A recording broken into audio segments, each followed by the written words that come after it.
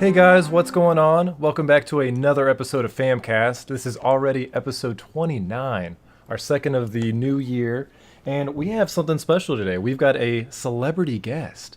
We have the DJ Moonpickle with us, What's up? also known as Casey, and he is, and I guess we have Tim. Tim's here too, so take it for what it is. But Yeah. we've got a special podcast here. Wanted to bring on a few other gaming guests just to mix things up a little bit. So Tim, I'll kind of kick things over to you because you met Casey years ago playing. Was it 360? Xbox 360, yeah. So back when Xbox Live was really taking off, I really wanted to get in the jig of things, right? And I bought an Xbox 360, went to my dad's for the summer, and during a game of Burnout Revenge, I met up with a little-known person called Small But Mighty. Yeah, not Moonpickle. Yeah, not Moonpickle. His name was Small But Mighty. And there's also one other guy named Ninja Guerrera who wound up falling off the face of the earth, but that's a whole other story. But me and this Small But Mighty guy, we had a good time because in the old school Burnout games, you know, the whole point was literally just to crash your friends and have a good time, right? And that's also back when the Xbox Live community was, you know, kicking fresh and it was all neat. And it was some of my first time playing Xbox Live. So the fact that I'm talking with some random person and it was just a good time. Every time we crash them, you know, you get the whole, it was a good time. Exactly that. So me and Mr. Small But Mighty became pretty good friends. And that friendship went on to be into also a game called Call of Duty 2. I have not heard of that. No, never played Call of Duty 2. See, That not was a Modern small Warfare indie game, 2, I believe. Call of Duty 2. Me and Small But Mighty, we played that game a lot. But I was deceived greatly. Little did I know, Small But Mighty was not the person I thought it was. You know what, Moonpickle? I'm gonna let you tell that part because that's between you and something else. Yeah. So little did he know, Small But Mighty was a catfish in the costume of a Moonpickle. So yeah, we were playing Burnout. Me and a few friends, we would swap gamer tags back in the day, and we'd borrow hard copies and be like, "Hey, get these achievements for me, and I'll get these for you." And so I was like, "Cool, I'll go online, kick it to some Burnout." And little did I know I would meet a lifelong friend after that. So we were just playing a game of Call of Duty that day, and I was like, listen, I got to go for the day, but I'm going to be back on, and I want you to meet my really cool friend Moonpickle. He sounds like exactly like me. This is crazy, I know. And then I was like, just hang out, and we'll get on. And then I had to break the news to him that I was not who he thought he was. I was freaking out because I was like, dude, you're right. This guy sounds just like you. Like, are you sure you're not twins or anything? Because this is because you have a unique voice. So like, it blew my mind. And, Please tell me that went on for like 4 years. Easily. I'm not that still good of a not catfish, convinced. unfortunately. But what was crazy, honestly, was so after, you know, that literally the first summer I got to play games, I go to my dad's for 3 months, right? By the end of the third month, I'm getting ready to go home, and I find out that Mr. Pickle lives in Columbus. Like, the whole summer we played games every night, and some of the things that came up while we were playing games at night was hilarious. Like, there's this one time we were playing, and I don't know what it was, but my dad, he was kind of scared of my dad. My dad didn't like me playing late at night, like super late at night, right? Yeah. When I say super, I mean, he has to go to work at 6 a.m. and I'm still up playing. Right. He didn't like seeing me up that late. So I'm sitting there and I'm playing, and all of a sudden, I told Moonpickle that, and all of a sudden, my dad comes out. I'm like, oh, shit, my dad's coming out. And I just see Moonpickle jump offline. Like, I was gone. I was left. gone. I was like, he's going to jump through the TV and eat me. Something bad's going to happen. It was great. I bolted. But we found out that he lived in Columbus, and my dad and his parents were super cool, and we actually met up at the Ohio State Fair. So that summer afterwards, before my dad took me back to my mom's, we went to the Ohio State Fair. Now, mind you, this is like 13 years ago, 13 or 14 years ago. Wow. Like, this was a long time ago. This was back when meeting online friends were like real weird to do. Right, because we saw each probably other. What, 14? I was 15. Yeah. And so we get there, and he has this like devil lock thing going on. He's like a super cool guy, and he's like, I'm waving at you. I think I see you. And we're like just kind of waving, and we don't know where we are. You were a dick back then and still a dick. Right, exactly. And we saw each other. It was great. And like, to give me and him time to just hang out, my dad and his mom just kind of hung out at the fair somewhere else, right? Mm-hmm. And just to kind of, I don't know how long we stared at a Michigan hat. Oh, man. Yeah, that was like we were the most awkward people you could be meeting in real life.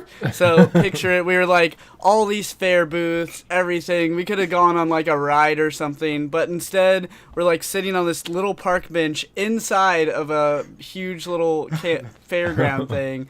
And there's like this flashing Michigan hat and neon sign. We're like, that's a pretty cool hat. He's like, yeah. We just stared at it for like an hour. Wow. I did watch this kid eat like 10 steaks on a stick, though. I will never forget this little skinny guy here. He just downed these like steaks on a stick like it was nothing. I'm just like, can confirm. That was a good day. But we left with some. I got an RE Master 1989 shirt. I should have had that like hanging down my back of my know. chair today. Darn. He has his DJ Moonpickle shirt. Like it was awkward and awesome at the same time. And then ever since then, we just became like extremely, extremely good friends. That's It awesome. was awesome. Yeah, like out of all the chances to like meet someone online and then they're only like an hour away. That's pretty wild. Right. Yeah. So, go Xbox Live for doing one thing right. And then we all actually went to E3 together last year. Yeah, And which PAX. was like the PAX. first and already my fondest memory of meeting you and Trey. I mean, the Kojima moment, like, Oh man. and Trey catches up to him. He's like, "Let's get a picture." And then Trevor's like, "Where did they go?" Right. And you just see him sprinting man. in for the picture. Man, It that still was seems such like a good- dream. Yeah, I wish I such a stayed good there for summer. that. Yeah, it was so good. I feel like you have a lot of those moments, Tim, from E3. Like a lot of those, like I wish I would have stayed there Yeah. for that kind of moments. Yeah. Though the Bethesda thing was the biggest thing because I just didn't expect what was happening, and we already had a long day because we had FanFest For going sure. on. Like we had and we had a ton of stuff on us. But if I would have known Bethesda land would have been like that, I would have stayed. Yeah. I would've just- And that we would have gotten in. I think we were really doubtful that That's we what would it even have a was. seat. Yeah. I Yeah, was like, and we've we were already been out surprised all too. day. Like there was no guarantee. It was all just like basically like standing room only kind of thing. Right. And then you Right. get in there and there was so much room. It was like a full fairground. So I still think FanFest was probably a better experience overall, just because of actually being in person of a conference, which that's what everyone thinks about when they think of E3 anyways. Is actually was like cool. seeing everything be announced and you're living the hype, like you are right there. And we were Right. literally right there. Like Yeah. we were front row, everything. But also, I think you guys had a really cool experience because we got to see this like weird carnival thing on TV, and you were actually in a carnival. That's true. Yeah, like I So will that say was really that cool. I think Bethesda had the best, maybe not conference, but best experience out of everything because it was so different. They had like- the worst yeah. conference to watch on TV, but Yeah. they probably had the best conference to be there in person. That's true. Like Yep. they had an open bar, free food, free caricatures, like just all kinds of Skyrim cool stuff. cups. Yeah, Yeah. just all kinds of like giveaways and stuff. It was You really came cool. back with all this stuff, and I was just like, Oh, all those cool freaking pins Trey has Yeah. on his jacket. Yeah, the pins Yep. were cool too. I'm really looking forward to going again this year. Hopefully we all get in, and hopefully we all get in a FanFest this year too. Yeah, I'm hoping they sell tickets this year, just Yeah. so it's not some weird mess. Right, yeah, man. it helped. Yeah. I remember we were all so excited, like, oh, we all got in. That's so crazy. Oh, just kidding. We didn't really. Right. That was was- just a sad day. It was heartbreaking because going to E3 alone is so exciting, but to be able to go to FanFest as well, like everything was just lining up. Right. Too good to be true, unfortunately, but still had an awesome time. And PAX was awesome too. That's where we did our escape room. Yeah, Oh, that dude, was yeah, awesome. we did it. Oh man, I'm really I don't know if Tim told you, but I actually emailed the people that ran that I Am 8-Bit, and they said they're Yeah. actually working with a like a media outlet to put together like videos and pictures to like share. Oh, that's so cool. here's to hoping that we show up in there somewhere. That would be so cool. Even if they had, imagine if they had like a leaderboard of like everyone that passed it, like Yes! times. We That would have be to be awesome. up there. Like We we have to. We crushed it. Yeah. So you mentioned something. You mentioned Gears of War and me and Moonpickle. Yeah. So to touch on that a little bit for those who didn't know, I would have to say, Moonpickle, that was probably easily our most competitive game we've ever played. Like, we got into, especially Gears 1, hard. That's the... I can say it probably ruined multiplayer for me, just for the fact that I'm not addicted to a multiplayer game as I was with Gears 1. And it sucks because I don't know if I'll ever have that kind of adrenaline rush and just fun, like getting on at 10 a.m. every day that we could and playing till 2 o'clock in the morning nonstop. Oh, yeah. That's all crazy. day. Yeah. I don't think I've ever had a multiplayer game that I've been that crazy over. Like, because that sounds so awesome to just like sit there and like. I think for me, I just kind of get burnt out on multiplayer games sometimes. So I'm it's the great. same way. Yeah. It's just tough. For me, I think my version of that would have been WoW. Like waking up on Saturday morning, 9 a.m., go to bed like 2 a.m., just like playing the whole day long. Having a raid day. Yeah. Oh yeah, for sure. So I can relate to those days for sure. And half the fun that we played, we played it competitively, of course, big time. I mean, the story was a lot of fun for the game. The story, and we went on insane mode. We did all the achievements. Like, we went hard on these games. But the multiplayer aspect of it was just, getting those sick headshots, just the teamwork involved, meeting other friends who we known forever. Like, I still think our friendship, Moonpickle, is the longest I've had online by far. Like, I don't think that's ever going to get beaten. Right. But the multiplayer, we just played it constantly. And then on the other spectrum of that, this was back when finding glitches in a multiplayer map was super neat. Like the ninja backflip out of the map, and you could go. That's thinking on the train map on Tyro Station. You could backflip out of there, and everybody would fight in this like big smog land. Yeah. Right, and that's what kind of blew my mind is you look at the map Tyro Station, and it's a relatively small map. But when you get out of the map, when you do like the backflip out of it, it's huge. It's almost like they did that on purpose because there was no need for this excess land and rock formation around this multiplayer. I mean, the map itself easily opened up 3 times as big once you jumped out of it. Sure. It was a secret Easter egg they won't fess up to. They're just like, we made this for you. We made the backflip for you. And that's the thing, like, it's the weapon sliding. Oh my god, weapon sliding on canals just so you can get that sniper without getting your head popped off if you weren't the first one. Yeah. But to kind of connect the dots here at Gears of War, Moonpickle did something in Gears of War, specifically Gears of War 3, that made me extremely jealous. I don't think I ever told you this either, Moonpickle. Like, I think this is a FAMcast exclusive. Right. You have no exclusive idea how jealous of this I was. I wasn't as big into Gears of War 3 as I wish I was. Oh, I know what it is. I really wish I would have stayed there, and I wish I would have played more of that with you. But Moonpickle met some really, really cool people during a match of Gears of War 3. And it started a pretty awesome friendship. And some things came out of it. Moonpickle, do you know what I'm talking about? Are you talking about Able Gamers? Yeah, that is exactly what I'm talking about. So how did that go? That was really cool. I've known his name's Craig. He's the director now of Able Gamers. So he goes around and goes to like every festival there is and make sure they have a presence there. But basically they do all kinds of charity streams and things like that. And one year in particular, they did it. We always used to love Gears of War, and we'd do marathons and things like that.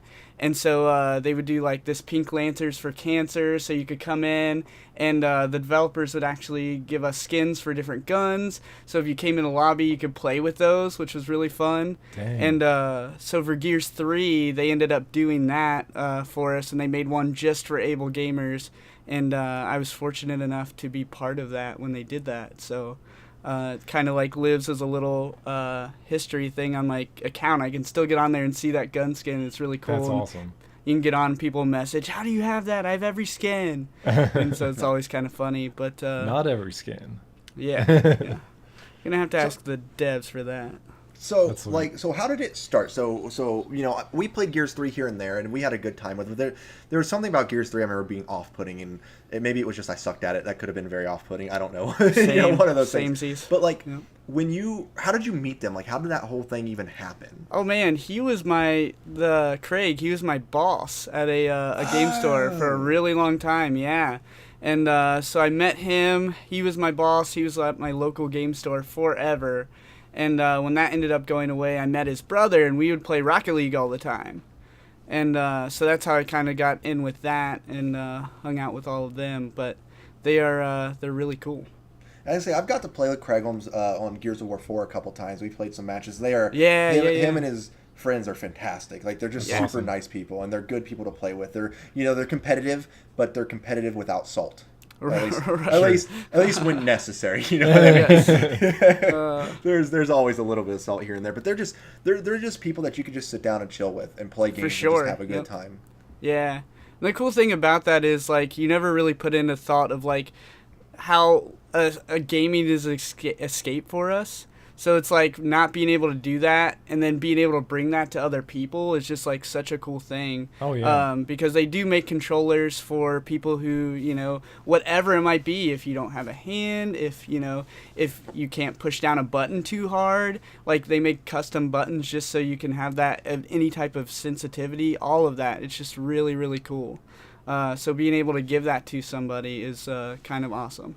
Yeah, that's great to see in the community where, gaming is I just imagine gaming growing up and it was always like a guy's thing to do. Girls weren't allowed to play video games, but now it's become so open to all ages and races and genders and everything. It's nice to see that people with disabilities aren't forgotten about either. Yeah. Even the little things, like when it comes to like color blindness, like a lot of games are more open to that. Like if you check out your settings. Yeah. So it's great to see that people are listening. They know, like you said, what a great escape these games are, and more people are able to enjoy it.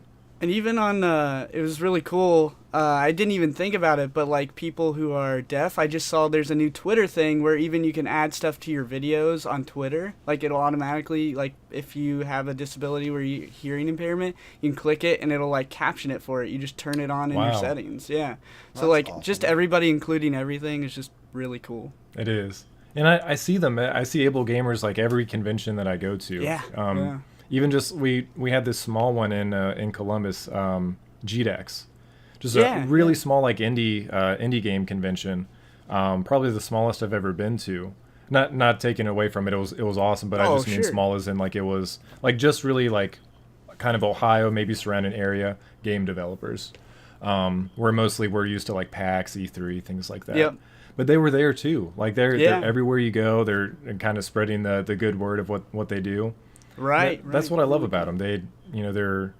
It's not like they're out there. They're not like selling a product to like make money. They're just trying to spread awareness. Like, hey, everyone can be a part of gaming. Yeah. Really, really cool. They won something. I don't remember what it was, what award they won at the VGAs this year. Oh, yes. They did win something. Do you remember what it is, Moonpickle, what they won? I don't offhand, but they were there. Yep. They were there. They won something because they were up for a couple things. Because I think Dr. Disrespect won the one. Right. But because VGAs this year, a lot of the like lesser titles were just kind of like, oh, this one won this one, this one won this one won this one won this. So they didn't like go over big. But I do remember them winning something there, which is really cool to see that they got that kind of recognition because they definitely deserve it. Oh yeah, they if you go in Rocket League now, they have their own little flag. It's really cool. That's sweet. Yeah. So. Yeah, man! But speaking of all these conventions, CES is this week. Yeah, that crazy going on. We got a new VR. That's going to be pretty interesting. What is your thoughts on that, Timmy? So let me. Yeah. I always love to hear this opinion. So I'm at work today, and I'm CES. Like I told Trevor, is the second favorite time of the year for me because it's right behind E3, and it's because I love tech. Techy, gadgety stuff, and this is like the Christmas of tech and gadgets to show, right? So I'm at work, and I get a message from Trevor saying something about the Vive thing, and he's just like, Tim, in all caps, and he links it to me, right? And I look at it, and I instantly stop being out front to help do my job, and instantly just go sit in the back, basically for the rest of the day. I even called HTC, Trevor. I don't know if I told you that. I called HTC. I went deep into this. So the Vive Pro is what they're calling it. Yes, sir. I would like to just say what a wonderful job, and that color blue on that new headset, beautiful. Right. So the Vive Pro is a headset. It's a standalone headset that you can buy Now, so this is what was interesting. It's not out yet, but there was a report stating that if you have the like base stations and stuff for the Vive already, you'll be able to buy the standalone headset possibly this quarter, as to where the bundle deals will be coming out later on in the year. But what else is neat is, and we'll talk about the Vive Pro here in a second, they also have like a wireless attachment that they announced, which I think is the biggest thing of a lot of this, right? I agree. Because everybody wants to do the wireless VR. Because you both have come to my house, you both have played my VR, and the one thing that's annoying is the cable. You feel like Alien or something with like all these tentacles hanging off the back of your head. Yeah. Right, and it can really mess up when you're trying to turn around and you get tangled up in this cable, right? Now it's not bad. Like, don't get me wrong, it's not terrible. It's definitely, I play VR all the time. It's definitely nothing that bums me out or anything. But with this attachment, you can either take your current HTC Vive or the Pro, which is not a wireless headset. Let me state that again. It has wireless capabilities with this attachment, but the headset itself, even though it's a Pro, is not wireless. So is it wires off the back of your head or something? Like, it so just goes like to your belt? My idea would be, or are you talking about how the wireless thing works? Yeah, is it just like a wireless thing you attach to your belt, and then like the wires come off your head to the belt or something like that? So from Since my it's not understanding, wireless fully. Right. So from my understanding, this is how I understand it. You're going to have your base station down by your computer. Yeah. And you have this attachment that just sits on the head thing somewhere. I don't know where, but somewhere, right? And it sends a signal to that. So there is no wires to the headset. Okay, that makes sense, It's like a 60 hertz thing. Now, I'm sure there has to be something on the headset to plug into that thing, right? Because the headset is still a wired headset if you need it to be a wired headset. Right, But that's a really cool thing. And they said they tested it with no, like almost zero latency issues, nothing like that, which is important. But the Vive Pro is going to have almost 80% better screen resolution built into it, which is huge because the games are great and the games look good as they are, but there is always fuzziness to games. Words are always fuzzy, letters are always a little fuzzy unless you're looking directly at it.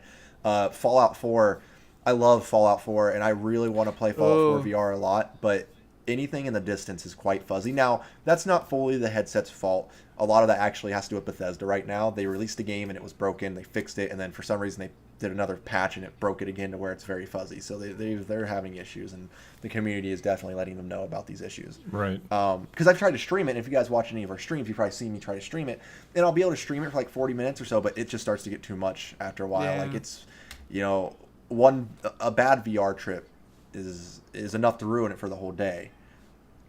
So the Vive, it's supposed to be lighter too, which is nice because I think the Oculus definitely wins in that department because the Oculus is so light. So hopefully the front heaviness is a little bit better, but you got better resolution, you have lighter, it's wireless. I feel like I'm missing something, Trevor. Do you remember anything that I'm missing by chance? I mean, those were the two biggest things were the resolution and the wireless from right. Yeah. Built-in headphones now, like the Oculus has built-in headphones, 3D stereoscopic headphones. But those are big things for me. I mean, I can't wait. I called HTC to just kind of try to get more information, which of course the lady had no idea what I was talking about. Yeah, exactly. Like, what's a wireless headset? What does that even mean? So I'm stoked for that. But yeah, there's another headset though. Google teamed up with somebody, a name that I can't pronounce, and they're doing VR stuff now. Or Facebook, sorry, not Google. Oculus. Yes, Oculus. Yes. Oculus, Facebook, whatever. They teamed up with it's like it starts with an X. It's a Chinese company, isn't it? Right, because they're making a headset like that's called the X2, but it's the exact same thing as the Oculus Go. Yeah. Trevor, what do you think of the Oculus Go? Because you have an Oculus Rift now. Oh, so, you do? Yeah, I guess to before I start on that, to backtrack a little bit on the Vive Pro. I think it's a good move on their part to allow previous owners the capability of the wireless. So I think that's probably the best thing they could have done. The only other thing I don't know. I think that's just part of being an early adapter. Early adopter. I mean, is I don't know. It's only 2 years old. That's the only thing that frustrates me. It is. Yeah, that's understandable. You're shelling out a chunk of money for something you want it to last a little bit, and then you're like, hey, here's this other thing. So that's definitely understandable. I mean, but that's the price you pay for wanting to get something when it first comes out. So I can't be too upset. they are going to release their phase 1 of this product, and they're going to learn as they go along. So like with the original Vive, not having the headphones built in was a huge miss. Yeah. Like it's kind of surprising they launched with it at all, like without. But we headphones. got earbuds that you could just stick in your ear. Right. But so it's good to see that they're kind of picking up. They're learning from their mistakes. They know that it's a heavy headset. They know that the resolution isn't that great, but they've taken these past 2 years, and it seems like they've done something really great with it. I mean, great enough. Honestly, like you said, back when Tim tricked me into getting the Rift instead of the Vive. I ordered the Rift and it got canceled. I ordered it 15 times and it got canceled. Yep, I know. We've got I remember that. I've you got got the the credit card Tim. statement to prove it. Yep. I was so mad. I was so mad about that. Yeah, I remember I was laying in bed waiting for pre-orders to go live. I had an alarm set and everything. But back to the point though, I picked up the Oculus, whereas Tim got the Vive, and I do like it. The headphones on it are great. It's light. It's comfortable. I think the only thing I don't like about it, and it's nothing with the headset itself, I can't wear my glasses in there, just because they're kind of thicker glasses. So I do get dizzy pretty quick, like when we were doing VR chat the other day. And a roller coaster that forced you. Yeah, it was not a good mix. So with that being said, I think if Oculus doesn't announce something along the same lines as the Vive Pro, I think I would be inclined to get a Vive Pro. That's how big of as much as I like my Rift, I'd be inclined to go wireless with the better resolution as opposed to, I don't know, keeping this a Gen 1 headset, or their announcement today, which I'm still not too sure. They announced this Oculus Go, which is basically just a mobile version of VR. So it's basically the Switch of the virtual reality gaming, to where you just take it on the go with you, which that alone is great. Like being able to take that with you to a friend's house for like a party or whatever it may be. You can't do that. Like you need like your whole rig. You need to bring the controllers and everything. Or a phone and another separate headset. Yeah, exactly. So this is it seems nice in that sense, to where, I mean, we already know how big of an impact the Switch has made just from being portable and kind of being right in the middle. It's not the most powerful, but it's mobile. Right. So you can play games like Skyrim, Wolfenstein, everything handheld, which is great. I think there's definitely a market for it. Which, side note on that, I don't know if you saw, the Switch outsold the entire lifespan of the Wii U in 10 months. Good. Yeah, which is crazy. You're comparing probably one of their best consoles versus one of their worst, I would say. So it's not fair, but still, it shows how big the Switch is going to be. The Wii U would have been better if they would have just released that versus the Wii. I think the Wii would have been better if they released it under a different name, so people weren't confused. Honestly, yeah. Oh my God, people are so confused. I know. We were both working at GameStop at that time, so I know that we went through that pain. Ugh. So if I have a Wii, I can just buy the Wii U and it works the same. No, I know it's confusing, but anyways, back. I'm getting sidetracked again. Oculus, but I think it's a good step. I think it's a good option. But they need to do something along the lines of the Vive Pro if they want to stay and stay competitive. Because I think right now Oculus actually has the edge. And to make their current base not feel left out either. Like, oh, Go system's cool, but you're still leaving me with a Gen 1 system here. Give me something a little updated. So a slap in the face to your early adapters. Right. Oculus has, in my opinion, from what I've seen and what I've played and what I've done, has a better experience inside the headset in terms of what you can see and the clarity. Sure.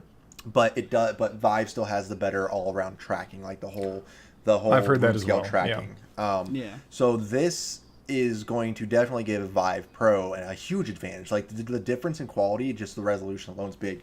But to kind of compare what you were saying with, it's only been 2 years. My thought on something like this, a headset, I feel like a headset, especially one that is clearly going to have compatibility with, you can still use your old Vive headset, is more of a TV purchase versus a console purchase. Because the headset itself is nothing but a TV, right? I mean, Right. honestly, it's nothing but a TV. And it honestly wouldn't surprise me. And you get a new LG TV every year. You know, not you, but, you know, they come out. A new Samsung TV comes out every year that puts the last model For sure. away. Yeah, So I get it. in my opinion, because I don't need to buy a new PC to run this thing. My old PC will do just fine. That's my kind of only. It's my only counter argument to the whole, because it's not a whole console. It's just a TV that Right. you're putting on your head. And if you want to get the better TV experience, every year you're gonna have to buy a new TV every year. You know, so there's always gonna be that one TV that you want. Right. I don't think it should. Go ahead. No, sorry. I was just going to say there's not really like I don't fault them for it. I mean, it's the same thing with phones. We hear it every day at work. Like, oh, I just got this phone, and now there's a new one coming out. Like, it's just technology. Right, and that's it. There's going to be newer technology. And I think gaming's honestly one of the better, like, out of all of like electronics. I think gaming probably does it the best, to where you don't go through it every new year. I mean, Yeah, you buy that's true. games for it, you buy the media, but the console itself, I mean, especially these new ones, they're going to last for years. Oh, yeah. I was gonna say, just like PS4, Xbox, like you can get better graphics and stuff, but you're still Yeah. gonna be able to play with your friends. You're gonna be able Right. to do everything you could. It's just gonna look a little prettier. Yep. Right. And, There's nothing that takes away from my Rift by this new one coming out. Like, it'll still give me the same experience that I have now. Yeah. And I can tell you, within the first month of me having my Vive, I loved it, but there were two things I really wanted to happen. It needed to have better res, because it didn't need to happen, but it's going to make the experience way better, because now the fuzziness, I mean, I'm sure there still will be fuzziness. Like, I just don't see that ever going away fully until one day maybe. But I do expect it to be, I mean, 80% better. 80% is a big number. Like, that's a big number to say. Not until they implant that chip, like, in your brain, like a VR chip, Right. to where you just like have it in your eyes. And that's all. And then once we get to that point and I can go to the Oasis, that's all I care about. Yeah, that's really all that Exactly. matters. That's Some all that matters. Black But- Mirror stuff. Yeah, Black Mirror, exactly. Yeah. But once like, I wanted that, and I wanted wireless, and boom, it's done. Like, Yeah. here it is. And you don't even have to get the new headset to get wireless. That's the, like you were saying, that's the best part. Yeah. If you just want the wireless adapter, which I will say, if they release the headset Q1 for people who have Vives, it's not going to come with a wireless adapter. That is for sure. So that'll be, again, a separate purchase no matter what. But like, it gives the people who have an old one, who don't really need the high res thing, don't want to buy the new high res headset, the option to still go wireless. That was an extremely good move on their part. I agree. It gives you an affordable option to at least get one of the features. Yeah. Because I think that's a good way to go about it. Like, have everything that you can be an add-on, like, as possible. Like, even if they did, like, well, never mind. I was going to say, like, what other missing feature do they have? I was going to mention headphones, and it's like, well, you can just buy headphones, so disregard that. But yeah, I think that's a smart move, is, you know, have an expensive base and then just add on to it if you can. I can't believe that they just have a wireless adapter. That blows my mind. Yep. I thought It's for really sure cool. that was going to be a ways off. The amount of power that has to have to transmit VR from your computer to a headset wirelessly, that cannot be easy or cheap. You know, it's funny, because Yeah. when me and Moonpickle were kind of wandering the halls of E3 last year, we came They had that across- battery pack, yeah. They did. We came Really? across a little demo. We watched. Well, I made sure we watched this little demo of this wireless VR tent. I talked to the guy about it. He said they got like 6 hours out of it. You know, and this whole thing, it's just like and I didn't know until a few days ago. I went to HTC's website, and they have quite a few accessories that you can buy for the Vive that are really neat. Like, they have this module thing that you can just have. And what it does is, any kind of third-party accessories that anybody wants to make. So somebody wants to make, you know, a gun for a game, that little module can pick that thing up. Okay. So it makes it's really good for any kind of third-party accessory distributors to make something maybe Nice. for a specific game, or just in general. Like, you VR could Portal, cough, cough. Which one? Wait, what did you say? VR Portal. Oh, yeah. Have a little dude, gun. Could you That'd be imagine a crazy. portal gun? Oh my god! So fun. Because they had the classic Nintendo tennis racket and stuff. Yeah, Like, they had yeah. that stuff that you could buy on there. Like, I saw, I was like, okay, no, I've done this 10 times now. I don't need to buy this again. Yeah. But as far as the Oculus Go goes, Yeah.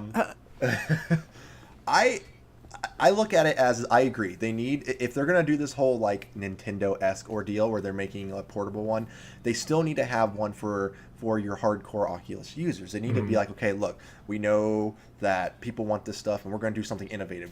Boom, here's an Oculus on the go. Now, what scares me about it is they haven't released the specs of it at all. I looked on their websites. I can't find them, which that scares me. Of the Go? Of the Go. Yeah. Because here's why it scares me. I can use my phone, put it in a Google VR, and this is now my VR headset, right? And this is a $800. It was $800 device. So if this is an $800 device, and the VR I get from this is okay, it's not anywhere near Oculus and Vive level, but it's okay, it's doable. It scares me that a $200 standalone device. Is that the pricing? Yeah, it's only $200. I didn't see the price. It's only $200, but is it going to live up to this? It's not going to live up to Oculus. It's not going to live up to HTC Vive. I never expect it to. But can it at least live up to this? To shoving your phone in a headset. Yeah, that'll be the big question, is if it's worth it in that way. Right. Because $200 price to get into it's super cheap. For super quick VR, I mean, boom, I could buy one of those for cousins and they'll love me forever, right? Sure. But for people who want that true immersion, you know, is it going to be that good for that? No. No.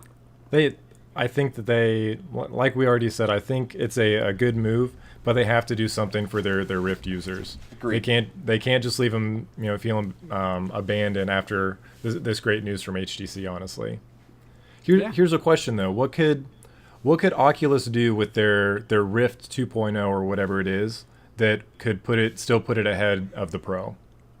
To put it ahead? Yeah, like out of everything what was it? Higher resolution would be like even surpassing the Vive, like screen door effect. I'm sure you know what I'm talking about. Yeah. Yes, Trevor. Yeah, Nate. Yeah. So the screen door effect's the big thing, and a lot of that comes with the resolution right now because of how it all works and blah blah blah blah blah blah blah.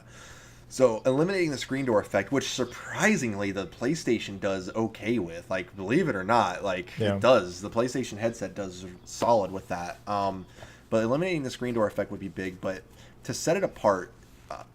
So I guess I should ask, do you want it to be set apart or do you want it to be on par? Set apart. So a feature that is not listed with the Vive Pro. What could they add to the Rift 2 that would...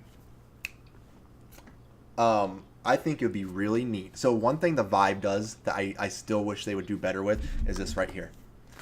The Oculus controller is better than the Vive controller, and I think it always will be. I don't mind this. But there is something about when I had that in my hand versus when I have this in my hand. That just feels cooler, and I like that. This feels supernatural. Right, it just feels natural. Yeah. They could start So at this point, when it comes to VR, if we want to talk about what's going to separate it, we need to start talking about the next level of VR, right? Because one of the things about the Vive that's really neat is if people go through with it is the augmented reality. Because the Vive has this 2-camera system in it that they said that it's up to the developers to really emphasize it. But if you can do like tilt brush and augmented reality and start painting on Moonpickle's face and having a good time and putting a dress on him, that'd be awesome. Right. But the next step, I think, if Oculus really wants to set out, they need to start implementing things that make me feel more immersed in the game, such as, maybe get some gloves or, that'd be cool. Stuff like that, right? I would really like to see these, who makes it? These Omni treadmills become more fleshed really out. Cool. Yeah. And more compatible to games. Like, Moonpickle, imagine, I'm going to put the scenario for you, okay? Imagine you're playing Gears of War.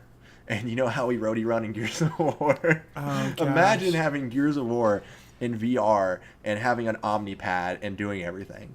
Right. Like, it'd be pretty you'd interesting. be out of breath in one game. Like, you'd be like, oh, God. I'm not going to make it to that sniper today, guys. Sorry, I'm not going to be able to cover you. Like, you legit will have to race somebody to go grab the sniper. Yeah. Oh, man. But I think that's the next step. Yeah. I think that's... I like the idea of the gloves. Because to be able to maybe actually pick something up, or he's so cool. Or even remember when they released the Wii Motion Plus, to where like Yeah. it was a lot more like fluid with like your movements. Right. Something like that in VR instead of just like you were trying to do. We were looking at the highlights of VR chat the other day, and you were trying to do like your hand gestures, Yeah, and you 'cause, couldn't like, get it right. Yeah, So I mean, really weird. just being able to do like whatever you want to would be really cool. Yeah, Just that's kind of true. interact the way that you want your hands to go instead of just like for the most part your hands are just like this the whole time. So it's Yeah. immersive, but it's as immersive as it can get at this point. The treadmill I think is a great idea. It's just one, how do you get it to be affordable, like to where like Right. I think that was the biggest thing with VR to begin with. Like it's a great thing, but how do we make it so it's ready for consumers? Yeah. So how do you get this giant pad? I mean, it's basically a treadmill, but how do you make it so it's ready for consumers at a price level and I guess that's the biggest thing is a price level, because Price. if you have a $2,000 treadmill that can do that, Yeah. it's awesome. Yeah. Right. But who's going to take advantage of that? And you need something to be like easily to like a big thing for me is this is my place, right? This is where I live. This is where I play VR. This What? living room. It's not very big for it, but it gets the job done. Yeah. But if I'm playing, I don't want that treadmill to have to stay there when I'm Yeah. done. So it needs to be something that can collapse, something that can And- be tucked away to where when I want to play it, Elgato could do something because I was just gonna say it needs to be the Elgato green screen Right. of treadmills. Right, right, and that would be so because a couple of the Omni treadmills I've seen for it, like they always demoed like Battlefield Yeah. 4 on it, and it was neat because the guy's just running in place because he's like harnessed into it, and he's running in place, and it would be super immersive. But at this point in the stage, how practical is it? It's not. Yeah.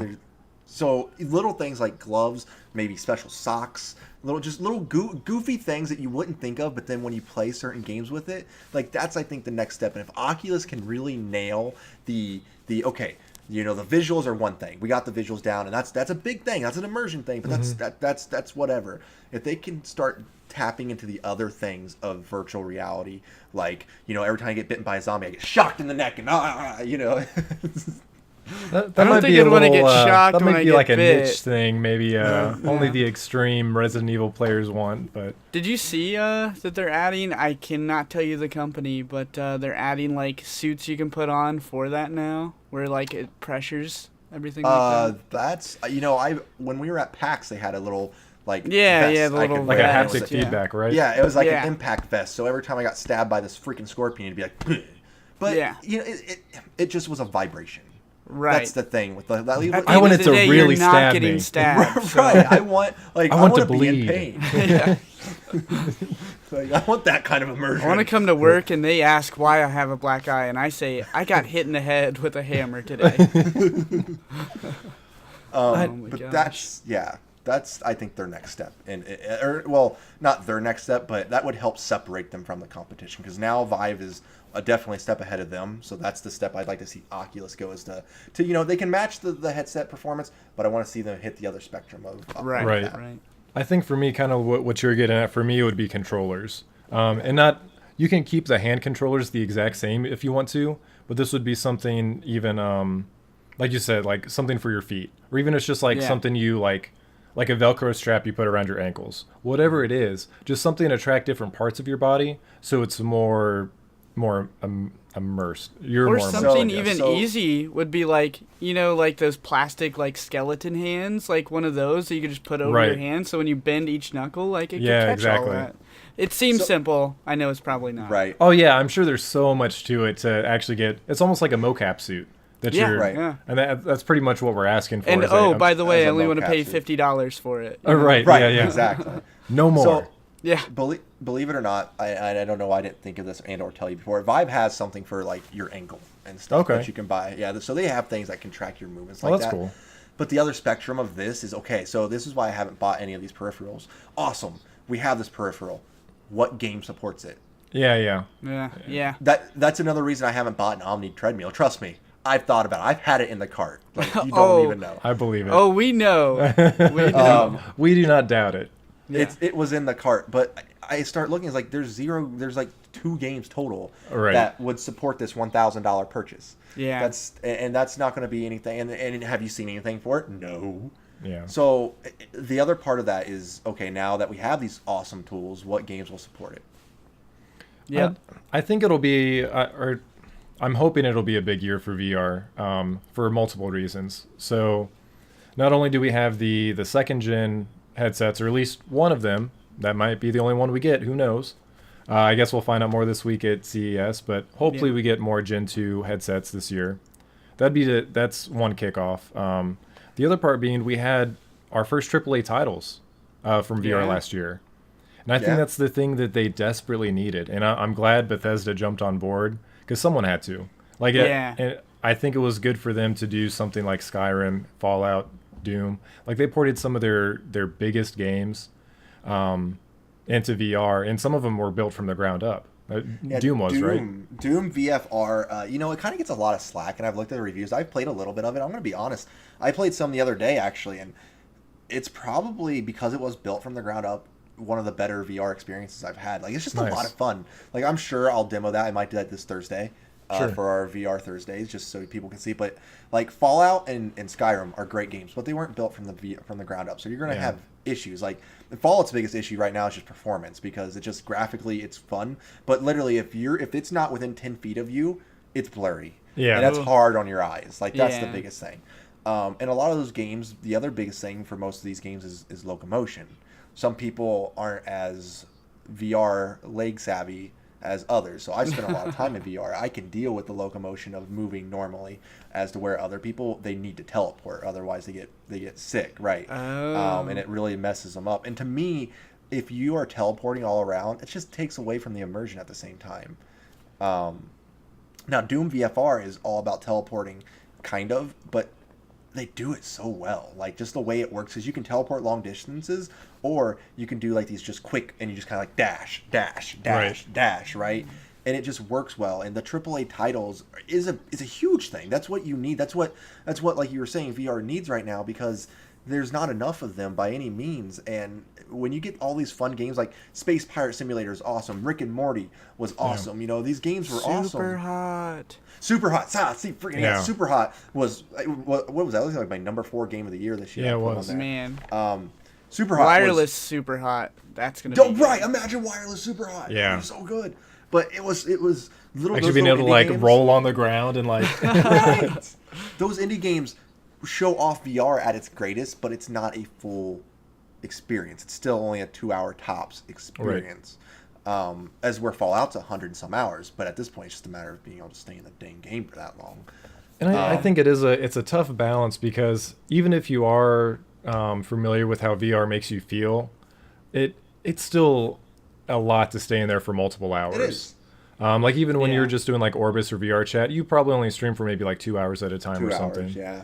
Like it's just a lot. So I think that's probably the hard thing that they have to overcome is like, okay, we could make a really long game in VR, but is that really what a consumer would want out of VR? I think a lot of people would say that they would, but when it comes down to like, if you gave me an Arkham Asylum game and you're like, yeah, you get to play as Batman, it's going to take you 30 hours. Like, yeah, that's great, but I can only play for 2 hours a day. Like that's going to be it's almost going to be frustrating in a way. Like as fun as the experience would be, it would honestly be a little frustrating. Yeah. And I think we just need bigger people like Bethesda throwing their name in the hat. But it also makes sense too, because then you have those people, everybody doesn't have a VR in their house. So it's like, even if 100% of your VR market buys it, you're still not making money from it. That's a very good point, actually. Oh. That's an extremely good point. Because me and you both have one, Trevor. Yeah. But I know, Casey, you don't have one. No, I think Trey doesn't have one. No. There's other than you, I don't know anyone else that has one. Neither do I. It's still very new. Yeah. What is that? Is the word commodity? I'm like saying, is that the word for it? As I'm trying to think, like, or luxury. It's not luxury. It's item, like a. I mean, I get what you're trying to say. It's not for it's. It's still not kind of at the consumer level. It's a niche market right now for it still. And that's the thing. That's what I haven't got it for, because you guys live farther away, so it's not like I can be like, hey, come over, let's play some Super Hot, eat a pizza or something. Like, I'm not just going to go get in VR and, like, play a little party game on my own. That's why, like, I didn't play the Wii by myself. Like, I gave that away when I got it, because I'm like, it's kind of not for me, Right. So I think once it gets to that point where maybe we could hang out for a few hours in VR, it'll get a lot better. And that's the cool part is those games are coming. VR chat is a prime example of Oh my my games coming. Like, VR chat, in my opinion, I know it's goofy, but I think VR chat is what the VR experience is all about. Yeah. Like that is the future of VR in my opinion. Like going towards the whole Oasis route, as you were saying, Tim. Second Life. Yeah, exactly. I mean, that's exactly what it is. Being Yeah. able to just go in, be whoever you want. You can Yep. you can find avatars or make your own. And I don't know. It's just that I think the social aspect is what gets me. Yeah. I was blown away because I had heard about it on Polygon, I think, and I told Tim about it because basically I don't have the room for VR. I can basically just do sitting room only. So anything VR that I find cool, I send it to him because I know that he'll check it out because he's really into that. So I sent him VR chat. I'm like, hey, you should stream this. It's free. It seems pretty funny. So he gets in there and I'm watching him stream. They're some of the nicest people I think I've ever met in gaming before. Right. Like he so went to this funny. bowling alley and he's like, whoa, is that Hank Hill? He's like, you bet your ass it is. And just so like everyone's like in character, it's really funny. But then Tim's just like, hey guys, like sorry, I'm new to this. I don't really know what's going on. It's like, oh no, it's cool, man. Welcome to the party. and like everybody in the room just surrounds me. He's like, Yeah. oh, hey, no, I welcome saw to the that. party. So funny. It was so cool. And all I've the never felt so invited in my life. right. I think it's going to be for one, just kind of bringing it back full circle, that escapism part. Yeah. I understand that it can be a little dangerous, like coming home from work and just like absorbing yourself in this second life. But Yeah. I don't know. I think it's something that you can have fun with, especially if you go in like with your friends. Like we did VR chat the other night, and it was just fun to run around and be dumb. See, that right there, though, that type of game is what could really make the Oculus Go take off. Because if you can just have, like, if I can That's be true. at work and I can just be in VR chat with you or just random people and just sit around, go to the open mic night, watch a bunch of knuckles run around spitting on Yeah. people not knowing the way. Right. Like that kind of experience is what I think the Oculus Go should utilize. It should. I mean, it's going to have games. It's going to need games, right? Because people Yeah. just want games. That's what they want. But I think it's that social experience that the Oculus Go should really push. Because if I kid you not, if VR chat is on Oculus Go, I would be extremely tempted to get one. Just so when I go to my parents and there's nothing to do, just boom, VR chat. Exactly. I don't want to be in the room with you right now, Mom. Gotta go. Right. Right. Like it was just, in VR chat, I'm sure there's a ton more I need to explore. The feeling of being in the Resident Evil, I will never forget that. That was just, I almost cried. I was so happy of where I was. Like it was just incredible. But that I agree is like that's where VR really is going to go. Like the games are great, and I love playing games in VR.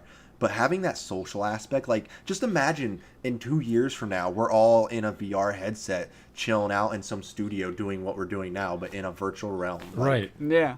Yeah. Trey even brought up the idea is like we should do a podcast in VR chat.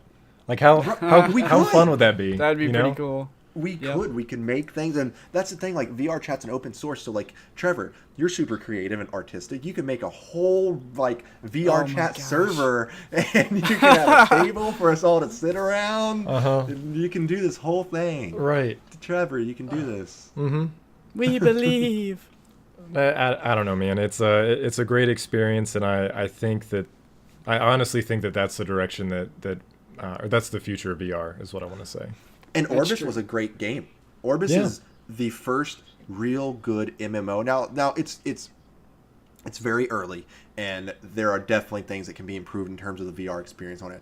But if that game does anything, it shows, again, super nice community. I'd go up to somebody, hey, how do you do this quest? Boom. Oh, hey, no problem, bud. You go up here, you do this, sit around fishing, and you're just talking to someone, looking Yeah. over here, casting your line, and you're just fishing. Oh, I got a fish. Oh, what'd you get? Like, that's it. That's the nit. That's where it is. It's the Right. social interaction of this, which is what is going to hopefully take VR to that next level. Yeah. I want to be able to come home, have a boring day in here, put my headset on, and even if I'm just sitting down, and just be able to go in this world and go to a comedy club and just Yeah. watch people. This is easy as that. Yeah. That's my life right now, and I want Yeah. that. Especially once they do, and they might already do it, but like setting up like private servers and private rooms to where like, hey, like we're all gonna like maybe you have like friends all across the states, and you're like, hey, we're all going to get in here for my birthday. We're just going to hang out and chat. Yeah. Cool. Right. Like, just it opens up a lot of possibilities. But I think, like you said, the social thing is the biggest pull from it. So hopefully they kind of see how successful VR chat is, especially being a free game, and they kind of grow from there. I hope HoloLens becomes a thing too. I just wanted to throw that in. I still have high hopes for HoloLens. You know, you saw with like the resolution thing, they were like saying it was going to be a lot better for the augmented reality in the HoloLens. Right. Yep. And that's yes. So that's what I'm promising. hoping. We'll see. Because HoloLens is the next step in AR, and if they do if it even does half of what they think it's going to do, it'll be great. That'll be awesome. Go ahead. I would say that's going to be expensive though. That thing's like that's a full computer on your face. Like that's going to be expensive. Yeah, and that's another thing that I mean they had the Oculus Rift kits for however many years before it actually got to the consumer level. So, and even like the Google glasses that I was just thinking that. Yeah. Like they're not. Are they even doing that anymore? No, they got canned, they're still patching them. Like 2 They're months still ago, it had a working patch. Yeah, people are still using them. That's great. I mean, it's a great idea. I think it was just before its time. I agree. People ruined it though. People ruined Google glasses because people would take photos badly and do stupid things with them. Recording movies and stuff. Yeah. Ooh. Hey, girl. Yeah. But yeah, lots. My mic keeps falling for those not watching right now. So speaking of new hardware at CES, I need to get a new pair of Astros. Hopefully we see Astro release some new stuff this week. What? I didn't see that yet. They haven't, but we're hoping. Hopefully. Oh, have not. It's been like 2 years, and I'm a gaming headset person. Who just bought them? Logitech? I think did Logitech buy them, or did they buy Logitech? No, Logitech bought them. Yeah, They RIP. bought Astros. Yeah, RIP Astro by themselves. Yeah. It's interesting. So hopefully they get better customer service. Yeah, I sent them an email, and I guess I kind of understand, but I sent them an email like saying, hey, every time my mic moves, it's like a crackling noise. Is there any like troubleshooting, any like repairs we can do? They write back and they're like, it sounds like the issue you're having can't be fixed. Have you tried making sure the mic doesn't move? I'm like, right. Just tape it down, Trevor. I didn't think about that. That sounds as good as my my Snapticles. They have that box you put them in to charge it. Yeah. So haven't used it in months. Plugged it in yesterday. Didn't work. And I was like, all right, let's figure out what's going on. And it was like, have you tried just plugging in the glasses to the magnetic charger? I'm like, well, yeah, but I need the box to work too. Right. Just like, ugh. It's like you're giving me a Band-Aid solution. Like that doesn't help me. No. But regardless, I'm excited for a new headset. I'm excited for all the technology we're going to see this week. Yeah, we'll probably all see the some cool AI stuff from Razer. Yeah. I hope we see some cool stuff from Razer. And we'll see Last some. year we got our triple screen monitor or triple screen laptop from gosh. Razer. It never came to flourish yet, but we saw it. It was there. Right. And then that was somebody last year, stole wasn't it. That was last year. Someone stole it, but yes. Yeah. Oh yeah, I remember that. Yeah. Yeah. Wow. Cheers. So yeah, hopefully nothing bad like that happens this year, and I'm sure we'll see some new streaming equipment too. Everyone knows how much that's on the rise. Like even Razer, you can see they're taking more of a kind of like a streamer focus. Not that they haven't in the past, but the fact that they came out with a camera with a ring light on there, which is genius. I think people know what they're buying their products for, so now they're going to start molding them towards streamers. I think. Yeah, that's true. I think that's a good place to stop the podcast. Hopefully later on this week when we do our second podcast, we'll have some more news on CES. Hopefully some good news. Yeah. But hopefully enjoyed our podcast with our special guest Moonpickle today. Yeah, thanks for having me, guys. Appreciate anytime. Absolutely. We'll definitely have to have you on, and I'm sure we'll see you again for E3 this year. Yes. Oh, yes. Because we will be going, fingers crossed, as long as we get I'll drag tickets. you there, Casey. Whatever. But yeah, if you guys like the podcast, definitely leave a comment below, subscribe. We also stream live on Twitch all throughout the week. Tim does Monday through Thursdays, and Trey rocks out our weekends. So make sure you follow us on there if you want to be updated when we're live. And we'll see you guys next time. Later, guys. Bye. See ya.